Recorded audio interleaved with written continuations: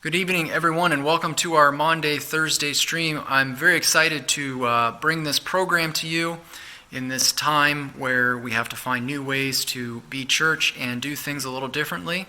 Earlier this week, Kate and I had a conversation with Rabbi Kaya and her partner about the Passover Seder and what goes into a Passover Seder meal.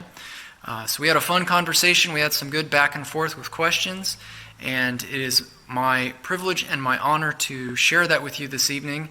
The reason we did that this way is because, as you may know or may not know, last night was the beginning of the Passover for our Jewish friends in faith. So we thought this would be a good way to share about Passover and what it means, because as we know, on Maundy Thursday, that is the day that we remember the Last Supper that Jesus had with his disciples. So we thought it was fitting to have this little interfaith dialogue, and I hope you enjoy it, and thank you for joining us. So we're going to start with a very serious song about the plagues, because Passover is a very serious time, and we need to take it very seriously. Are you ready, Emily? I think so. All right. I'm getting into my serious mode. Good. Just serious. Center. If you have a frog percussion at home, it's now the time to take it out. One morning when Pharaoh awoke in his bed, there were frogs on his head and frogs on his head. Frogs on his toes and frogs on his toes. She's doing it backwards. We gotta start it all over again. You see, in Judaism and also in Christianity, there's a lot of different ways to sing the same follow song. the official lyrics. Which is not the one you sang.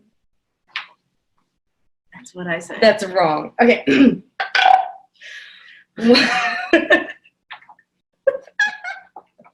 And we have started to a good start here. One morning when Pharaoh awoke in his bed, there were frogs in his bed and frogs on his head, frogs on his nose and frogs on his toes. Frogs here, frogs there, frogs were jumping everywhere. Welcome to the Seder. Emily hasn't been to enough Seder. She doesn't know the frog song in all of its serious glory. So Seder is a word in Hebrew, and it means order. So that's weird. Why are we having the Passover order? Because there are many steps to the Seder. There's 1, 2, 3, 4, 5, 6, 7, 8, 9, 10, 11, 12, 13, 14 steps. Some people say 15 because why have one count? And we will sing through them together, and then we'll explain a little bit what they are. So the idea is that you take steps towards freedom, so that by having a Passover Seder, you're going through the steps to freedom from slavery to redemption. So each step takes you a little bit closer. Isn't Seder also a meal? Seder is also a meal. It's part of the entire order. It's kind of like the 3/4 of the way down through the order is when you actually eat something.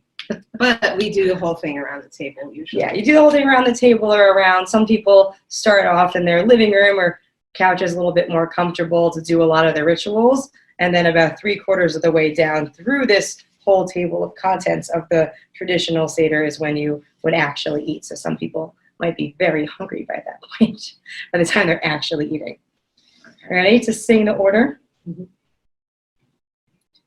Kadesh orchatz, karpas yachatz, magir achza, motzi matzah, maror korech, shulchan orech, Safun Barech, Halel Nirtzah. There's also hand motions to all of those songs, but another time I guess we could do. We should want us to do the hand motions like we're kids.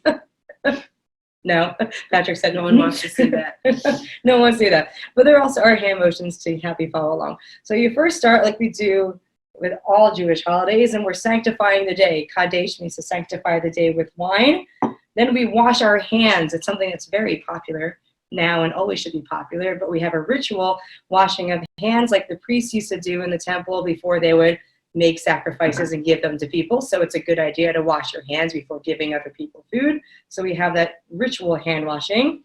Then we have karpas. You're going to take it away because I need to go check on our matzah toffee. Take it away. Okay, so karpas is the part of the meal where we say a blessing and we eat a green vegetable. But you can also use potato, which is what we have now. A lot of people use parsley, but it is challenging to get fresh parsley when you have to use order delivery. But potatoes, fresh for a long time, so that's what we've got here. And once you say the blessing over the vegetables, you can actually eat some vegetables. So we don't have to wait all the way 3/4 through to eat food. And the karpas, the reason that we're saying a blessing over a green vegetable, part of it is because it is reminding us that we are entering the spring, but also because the whole order of the meal of the Seder is based off of the way that ancient Greeks used to have a very fancy and relaxing meal. And what is more freeing than having a fancy meal, just like the ancient Greeks? So they would eat a green appetizer to get their digestive system moving to get ready for a big meal. So we do that too. Also, during the Seder, we sit with lots of pillows and comfy things in the chair so that we can recline, just like how the Greeks used to eat at the kind of a chaise lounge situation. Rabbi Chaya would like you to know that the official term for that is triclinium, in case you wanted to know some Greek archaeology. Okay. After we do the karpas, we start dealing with this fun food over here, the matzah. So this is the most traditional food of the Seder. It's our matzah, and it's basically an unleavened, so no rising piece of bread. And it's just made with flour and water, and it's made very quickly so it doesn't have time to rise. And this is based on the story that the Israelites, when they were escaping to freedom, they had to leave very quickly, and so they had to improvise. And so they threw the dough that they had for bread on their back, and it just baked into a cracker in the sun, and it didn't rise. So during the week of Passover, traditionally, we're not allowed to have any bread that rises to remember this. And we also eat lots of this stuff, which is matzah. It's supposed to be, a freedom food, but it's not very tasty at all. It has a couple Tastes of like cardboard. It has a couple of different nicknames according to the rabbis. So one is the bread of freedom, as Emily said, because as they were running away to freedom, they made it. Another one is the bread of affliction. It's more like that. It tastes like cardboard. And one is the bread of humility. That because bread during the year has time to puff up and get really haughty and puff out its chest and walk around with pride. But matzah doesn't have the time to do all that. It's a little bit more humble. And the word for humility and poverty is very similar word in Hebrew. So you can play with that with things in Hebrew. Okay. So the next part is Magid. And that's when we tell the story of the Exodus. Technically, we don't actually tell the story, but it's sort of the place in the Seder to tell the story. We sort of do lots of things to bring up questions that will inspire spontaneous discussion and memory of the story, and also allow us to feel like we, now in this time, are experiencing the Exodus. So one of the things that we use to help tell the story is the Seder plate. I take off the We're going to take off the cans. Okay, It's the Seder plate, which ours actually doesn't exactly look like a plate, but this is a very artistic one. And the idea of the Seder plate is that it has different sections, and in each section we have a ritual food. You don't really actually eat off of the Seder plate. It's more of for a visual reminder, like a visual mnemonic, to tell the story of the Exodus. So we have our green vegetable to symbolize, spring, renewal, all those sort of freedom-y type things. In fact, most of the things on the Seder plate represent spring and renewal, such as the egg. This might be familiar to anyone celebrating Easter at home. We also have an egg that represents spring and renewal, and it also represents one of the sacrifices given way back when.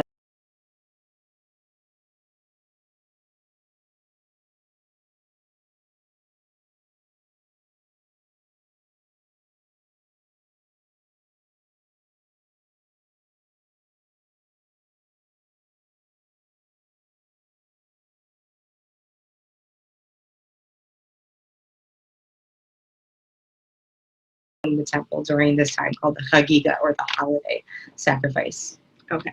So we have 2 bitter herbs. This is horseradish. Usually we try and get the actual root, but this year we had to improvise. We are experiencing the Exodus in our generation. We had to improvise and just get the this kind from the store. It's still delicious. It's just not as stingy and bitter, and we like to cry actively when we eat our horseradish. And the other one is romaine, so the spines of the romaine lettuce. And both of these are supposed to be bitter foods that remind us of how bitter and terrible and sad it was to be in slavery, because of the story of the Exodus, where we remember that the Israelites were slaves in Egypt, and God brought them out to freedom. And then I'm going to just pick this up. The other thing that we have is this stuff called charoset. This is made from ground fruit and nuts. And it's supposed to be very thick and sticky. And it's supposed to remind us of the mortar, of the bricks that the Israelites made when they were slaves in Egypt. What is my face? Why do we have a can of beets? Yes. So one thing that's very important about Passover is inspiring questions. Yeah, so why do the Jager Bender family have a can of beets not salted on their Seder plate? So this is supposed to represent the shank bone. So if you were a meat-eating family, which we are not, you might have, depending on what's available, roasted shank bone of a lamb, which is the lamb's blood on the doorpost to keep the angel of death from passing over the Israelite households. It also says in ancient texts, about 2,000 years old, you can use a beet for that. It has that blood red quality to it. And so it represents both this angel of death passing over, but my favorite symbolism of it is Zeroah, or the name of shank bone. It also means arm, so it represents God's outstretched arm in Exodus. So the Jews left Egypt with God's outstretched arm and mighty hand, which is repeated over and over in the Exodus story. So the beets are a little kind of like God winking from the Seder plate. Yeah. So also during the storytelling, we remember the 10 plagues. We sort of take away from our joy in the occasion because of the plagues that were enacted against the Israelites at first, but especially the Egyptians. Mm-hmm. And we actually, throughout the Seder, you drink 4 cups of wine, and it's sort of a celebration, but we actually diminish and take some of the wine out of our cup for each of the plagues. And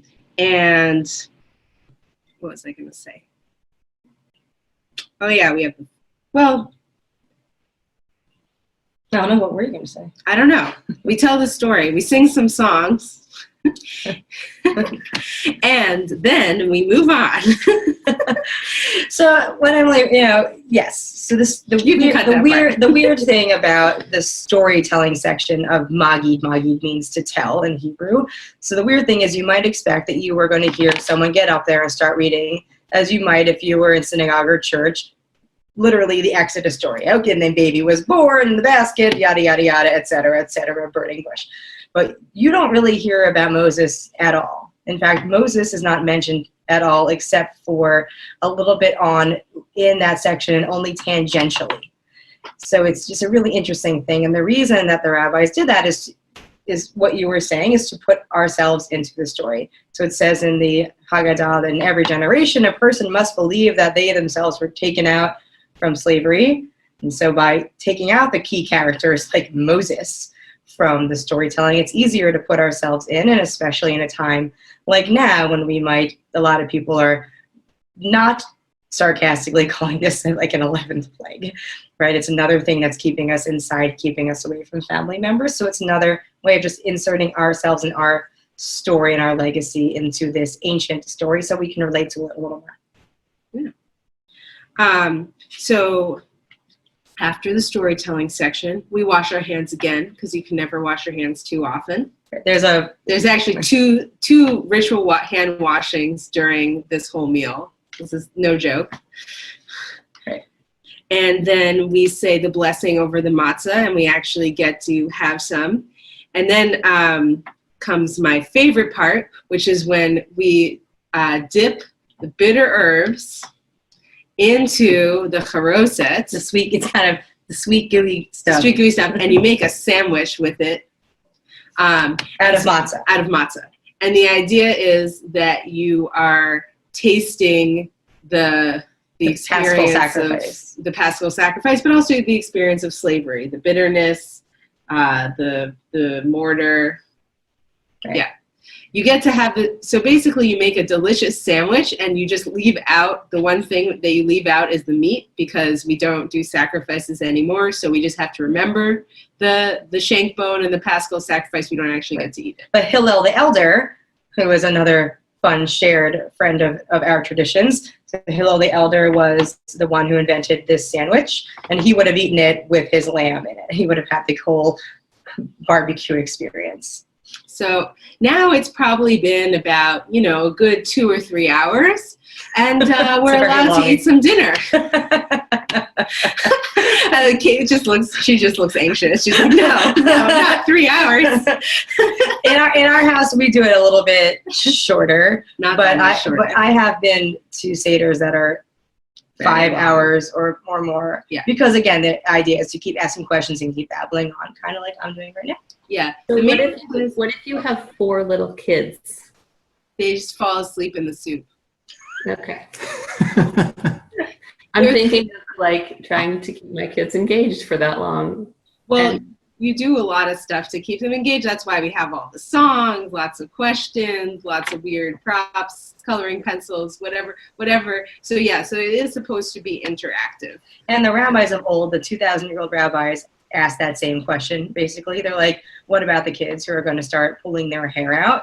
And so they have an adorable suggestion. They're like, you should put dried fruit and nuts on the table. And they're just imagining like the little 4-year-olds just like chucking dried fruits and nuts at each other. And the idea is to tell a story.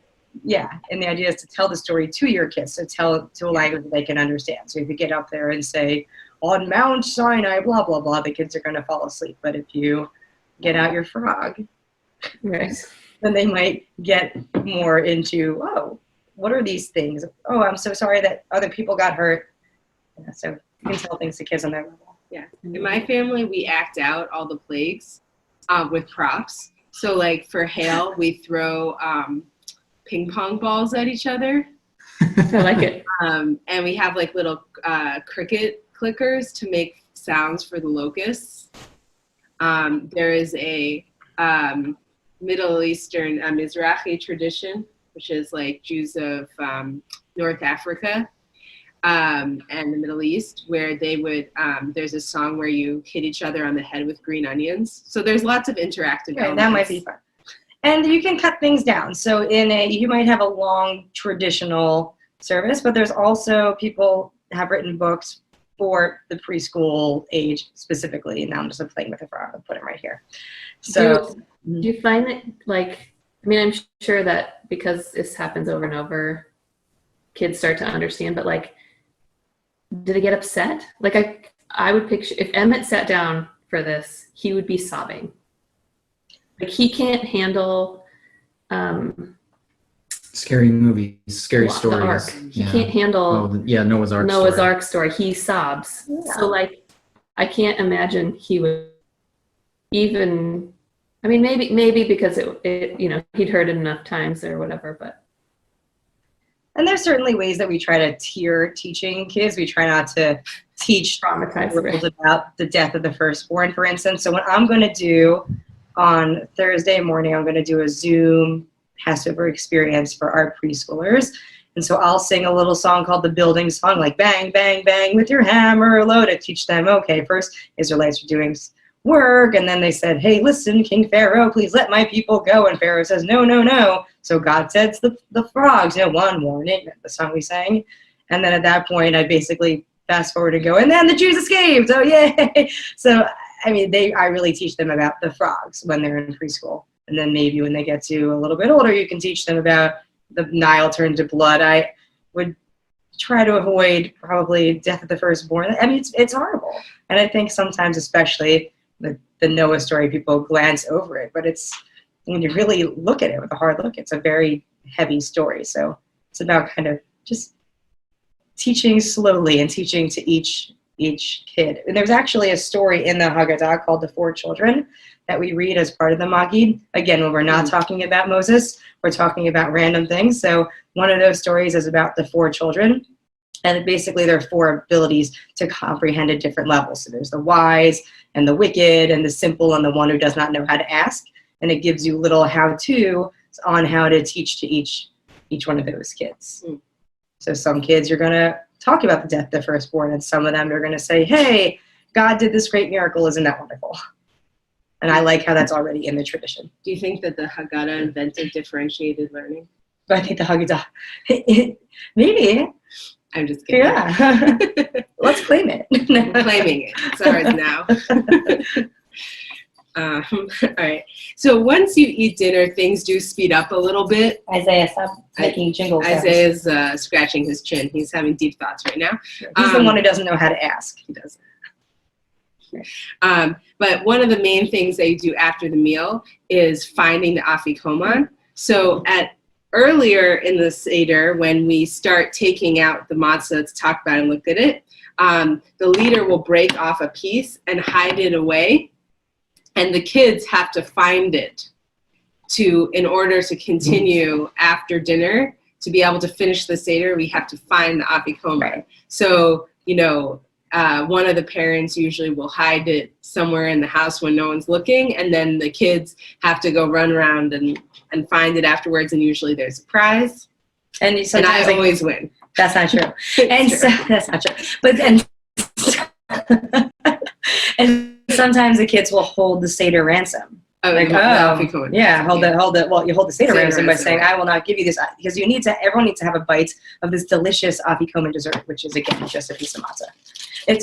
But in order to finish, you have to have a little bite of it. Yummy. And so a kid might say, "That's great. I'll give it back to you if you let me have unlimited screen time for a week." And then you have to kind of bargain them down. But there's a tradition that we do in our family. Instead of searching for it, we make these little hands with wishes for the year. So instead of just the two of us running around our house and searching or me hiding it, and them, we just running around and searching for it because she would not win. We take this, which is from the Moroccan tradition. Instead of running around the house, they take their hands and actually dip it in that harosa stuff. We decided to do it with paint because we're not so brave, and we make these little intentions for the year, and then we put them by, or we light candles every Shabbat so we can remind ourselves of our intentions. So that's from another Jewish tradition. So it's still a afikoman tradition. Yeah, it's not you have to hide and seek one. You have to be careful with the afikoman because I think it was maybe 2 years ago we had my family over for the Passover Seder. I think Chaya hid the afikoman. I did, and my brother-in-law. My brothers trashed our entire house. Destroyed the guest room. Yeah, they pulled out everything in the closet and threw it on the floor, and it wasn't even in that room. All the pillows we had vacuum sealed until to compact them. I came in, it was just. Yeah, you have to provide boundaries about where you hid it unless you want your entire house to be destroyed. It was comical. They are all grown men, and they destroyed my house. Yeah. Okay. And don't put the afikoman in any sort of DVD or VCR players because it will ruin them. Great. And it's at this point that it's the ending, and the ending are all about drinking wine and singing songs. So I actually did not say this. So we have wine at the beginning, but we actually have 4 cups of wine throughout the entire Seder, throughout the entire thing. So by the time we get to the one we're about to mention, it's actually the 3rd cup of wine. Barech. Yeah. Yeah. So you do Barech after the afikoman. You do the blessing after meals. It's kind of like grace before meals, but after. And it's longer. Much longer. Assume longer. Minutes long. and you do the 3rd cup of wine. Then we say some verses from Psalms, which we call Hallel. So it's our traditional verses from Psalms that we say during joyous occasions, praising God for redemption. And then it's the end. But even in the end, there's more traditional songs that you can sing. And some of them a lot of them are Aramaic. And they're also about God's redemption, ultimately. There's so many songs. There's a Jewish version of The Lady Who Swallowed the Fly called A Little Goat. And it starts out with a little goat that gets what happens to the goat? It's eaten. I forget. I don't know. Hold on. Let's look. it's a similar to the lady who swallowed the fly, and that it sort of builds and builds and Just builds. do the last verse in English. I wasn't well. So there came the blessed one I'm not going to read the whole thing. who slaughtered the whatever. She doesn't want me to read the whole I thing. don't want you to read the whole thing. It's not necessary. Cut that part. I've indeed. Okay, so you have a goat that gets eaten by a cat, that gets bit by a dog, that gets hit by a stick, and it goes on and on and on, just like, so these are kind of like fun songs that you sing at the end of the Seder, and they're cumulative. And then you have to say the longest verse all in one breath.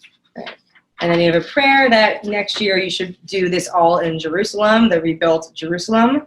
You say Lashana Haba Yerushalayim, next year in Jerusalem. But this year, the hashtag that's catching on is next year in person.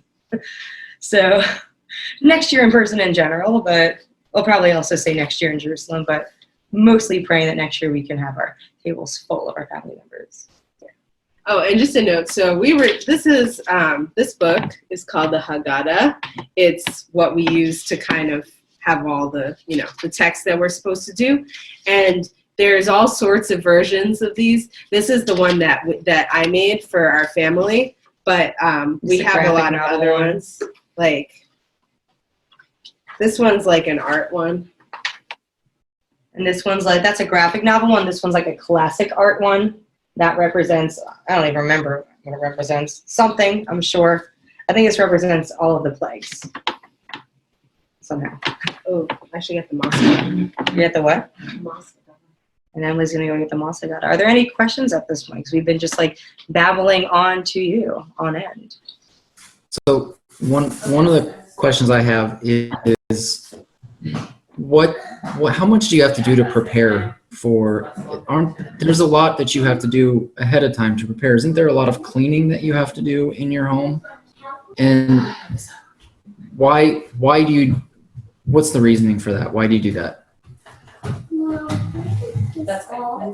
So the idea is that you should not have any chametz. So chametz literally means fermented, I guess, in Hebrew, and that's leavened bread. You should not have any chametz in your home that could be found accidentally over the holiday that you might look at and go, that looks delicious, and accidentally put in your mouth.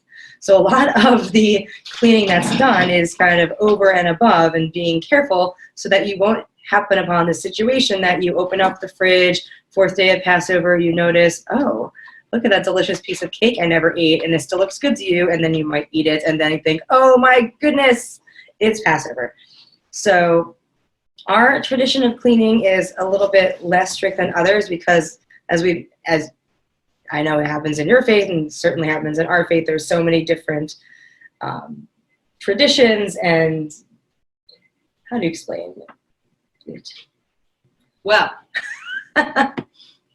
there's a range of practice, and there's also different cultural traditions. Traditions, on that's where the your one. ancestors are from. Yeah. So, for example, my family is from Eastern Europe, and Eastern European Jews are a lot more stringent in some ways. Like, for example, they won't eat rice or beans on Passover. Because they also will puff up when you cook them, so that like bread will rise, and so they think, oh, well, rice expands. Uh-oh, I don't want to confuse these two things. My family doesn't worry about that. Yeah, because we're from a Spanish-Portuguese tradition. Yeah, so the Spanish-Portuguese Jews will eat rice and beans. Yeah, we're like, you're not taking away our rice and beans. We're from Spain, right? So that's where my family comes from. So when you're in more of an Ashkenazi, these German homes, you might see people covering a lot of things with tin foil, people covering all of their tables. So, but in our house, I simply clean it because I don't have as much of a stringency against it. But there are some people who think that even little microscopic little bits will get your house not okay, but I don't worry about such things. I really think if there's something that's this big and it's edible, then I get rid of it or I hide it or I put it away. Yeah, and that's based on the Spanish-Portuguese tradition of cleaning. So we're a little bit more free-flowing. It's still according to the traditional law, but at my house might look a little bit different than if you were to walk into a friend's house whose family is from Russia or Poland. Like my parents. Like her parents. Things might be covered with like extra plastic and brand new dishes might be brought out. We have the same glass dishes all year round. that we make sure are just not actively dirty or have a beautiful piece of cake on them. But it does take a while to prepare for leading up to. So there's cooking.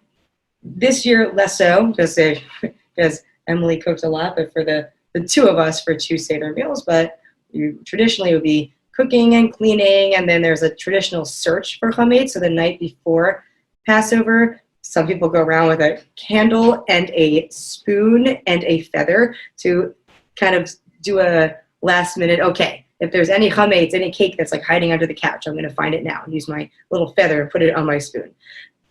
It's a kind of fun tradition, and I like to do it. And the next morning, you traditionally burn little pieces of chametz as a way to symbolically say, I've rid my house of it. So I'm going to go live from Facebook on Tuesday night and Wednesday morning, searching and burning chametz, just to show the temple we have symbolically gotten rid of all of these little hiding pieces of delicious cake that might be around the corner. She's very worried about the cake. I love cake. Don't worry, there will be no extra cake before Passover. I will do my best to take care of it. So one thing that's special about Passover is because there are so many restrictions on ingredients that you can use, because you can't use flour, barley, rye, oats, and then if you're and spelt. And then if you're Ashkenazi, you also, if you're from the German Jewry, you also can't use, rice and beans and corn and other stuff like that. So often families will kind of have like their set of like 10 recipes that they make every single year, because it's like what they figured out like tastes semi-decent and uses the right ingredients. So like my family, for example, my mother makes the same exact kugels, which is kind of like a noodle pudding and like all these things, but not with noodles, but with like other carbs, with squash or with potatoes.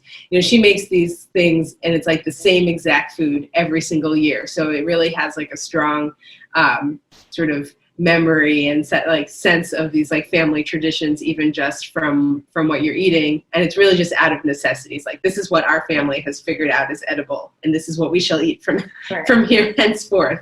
And then the I was gonna add one. Okay. But now I don't remember. Then I'm going to talk about charoset. And the charoset that we've been picking up, so ours is very sticky, but if you are from Emily's side of the world, you might be it's not as sticky. It's apples chopped up with walnuts and grape juice. And I'm allergic to nuts, but I grew up with my charoset also being this kind of falling apart apple juice experience, which doesn't have the same kind of, which makes your Hillel sandwich really awkward because like the apples are falling everywhere. I think it works a little better with this sticky one. That's more from the Sephardi tradition. So even these things like charoset, the stuff that represents mortar, depending on what part of the world you're from, you're going to make it at different kinds of recipes. So I have a couple questions just to tie it kind of about our tradition and so this week, it's Holy Week for us, and we're talking about Jesus and and a lot of it, the story this week in Jerusalem and celebrating the Passover. So questions for you. So when he goes into Jerusalem, like from my understanding, there's huge crowds gathered, like 200,000 people when he goes in, and in the temple, did they sell the spices, these things? Like, is that part of what they were, maybe not in the temple, but around the area? In the market. Like in the market, yeah, were they selling these things for people to prepare for this meal? Do you know the answer to that? If not, it's okay. So she's really excited about answering it. Okay, so one of the reasons why there would have been a lot of people is because Passover is considered one of the pilgrimage holidays. There's 3. So it's Passover, Sukkot, which is the Festival of Booths. And Shavuot, which is the festival of the first. Which is Pentecost. Pentecost, there we go. So during that time, the idea was that Jews if they were in Israel at the time, living all over Israel or from other countries, are supposed to make pilgrimage to the temple. So that's probably why there would have been a lot of people there, because they would have been making pilgrimage. Right, and so if you're walking all the way from Beersheba, from the bottom of Israel, and you're walking with your kid on your back and grandpa next to you in a giant cart, you're probably going to bring money to buy things when you got to Jerusalem, to buy things for your sacrifice and for your meal, as opposed to schlepping the cows with you. That would have been a big pain, I guess I'll say it that way. It would have been very difficult to do, to schlep them for a couple weeks, so people would try to walk as lightly as possible since they were going on foot. So it would not have been unreasonable for there to be many people setting up market in Jerusalem during the time of Passover, because there's this giant influx of people who don't live there, who are now setting up little tents. We're going to be celebrating this holiday from all over the country. It's like everyone in the country now went to New York City, so they had to have all these extra little pop-up shops. So then it wouldn't be, so that's my other question then. So in the stories that we read, Jesus essentially tells his disciples to go into Jerusalem and essentially find a place where they're going to celebrate this meal. And that always kind of struck me as crashing someone's party, but it sounds more like they were, like, people in Jerusalem were prepared for this and willing to accept people. Is that right? Or Yeah. was he crashing someone's party? No, Jesus was not a party crasher. So the idea is that every free-born male Israelite is supposed to go to, is commanded, if they're able-bodied, to go to Jerusalem. So the one caveat is that they had to make one meal together, because the way sacrifices work is if Jesus and his disciples, I would assume, would probably go in on one lamb, and that would be their lamb for their meal. So you should not go and eat someone else's lamb from their meal, because they went in as a family unit and did sacrifices together. So you can have sometimes a little bit of singing and song together after your meal, but you're supposed to eat the paschal lamb, the paschal offering itself, together as one unit. And I would say even now there's like a big tradition of inviting guests, especially guests who have never done the Seder before. You know, we always, the concept is to be bringing people in, so it's not as much crashing in that way also. That it's supposed to be something that if you're up for the experience of spending a couple hours around the table talking about all this stuff before you get to eat anything, then you're welcome to come.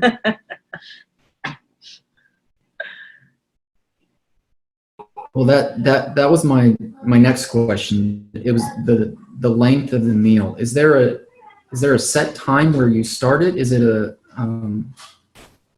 sundown, or when do you start this whole process of the meal? Very traditionally speaking, you start it after sundown, and you're supposed to finish eating your final piece of afikomen, or little yummy taste of matzah, by midnight. However, there are people that start earlier because, as you mentioned, Kate, you have little kids who probably this time of year sunsets like 8:30.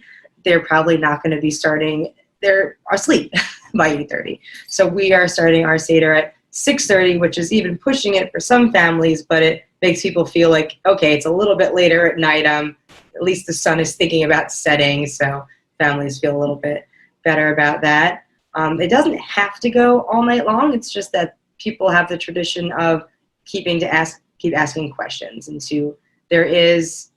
it says in their rabbinic text that he or she who elongates the Passover Seder and telling of the Exodus is praiseworthy. So people take that sometimes very literally, and they think, oh, okay, this is a mitzvah. This is something that is an easy thing I can do, is to keep adding questions to the Seder. It doesn't have to be 3 hours long. In fact, our Seder we're doing for families is going to be 1 hour from start to finish. So it doesn't have to be that long, but some people just like to, especially if they have traditions year after year to do so. I realize I'm like playing with this cute frog a lot.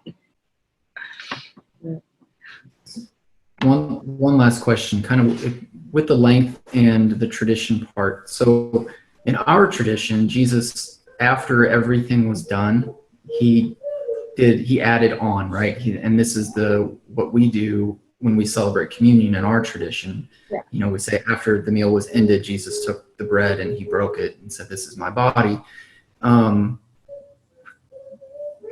what would the reaction have been in the room? Like, how would that, you know, they've been there for 3 hours, and then he stands up and he's adding on to this tradition, and he's doing something kind of new and different. How would that be received by people in the room? Just, I know I'm asking you to travel back 2,000 years and speculate.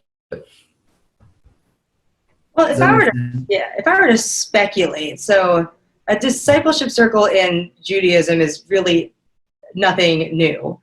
And so Jesus and his disciples would have been similar to what a lot of rabbis would have done. They have the one center teacher and then people that follow them and learn from them and try to emulate them. So I imagine that if this is something that was done between Jesus and the people who were following him, then people would have taken that to say, oh, this is now something that I need to do forever because my teacher is teaching me that. It might have been different if, and as you see in lots of places in the Bible, there are people in other discipleship circles that will disagree because that's not what their central rabbi is doing. But from the standpoint of rooted in Jewish tradition, I don't think it would have been shocking at all for those who would have followed him and taken all of his word as godly word. That would have been a very common thing to say, okay, now we're going to continue to do this. Thank you. Jonah, do you have any questions? Show the matzah toffee. It might just look like chocolate, but I can show you what we've been making. Yeah, let's see. So matzah doesn't have to be boring, my friends, for two reasons. One is we also, in my tradition, make a soft matzah. So this one looks like a cracker. We didn't do that today. We didn't make you a soft matzah because it's all in our freezer and waiting for us to take it out. But so we can kind of make those nice pita sandwiches. But we also like to make dessert out of matzah. Because who doesn't like to cover matzah in sugar and butter? I know I do. So it doesn't look like much right now because it's cooking. It's cooling and will cool for the next couple hours. But we took matzah and we made toffee from sugar. It doesn't really look like much. I'm not going to spill it. It's solidified. We put chocolate on top of toffee on top of matzah. So we made sugar and butter, melted it, put it in the oven, then melted chocolate on top of it. And we're going to let this cool, and then we're going to freeze it, and we're going to just eat it all. Copious amounts very quickly. It's delicious. It doesn't have to be quickly. It can be It's slowly. matzah toffee. Some people also put dried nuts or fruit on top of it as well, like you would with regular toffee, and it's so good. Jonah, does that look tasty? Jonah's our chocolate guy. Jonah approves. Jonah, do you approve? It has sugar and butter and chocolate. Does that sound good to you? Sounds good to me. That's why I'm wearing this beautiful apron. When I can safely get to the store, I'm going to try it. You can link to the recipe.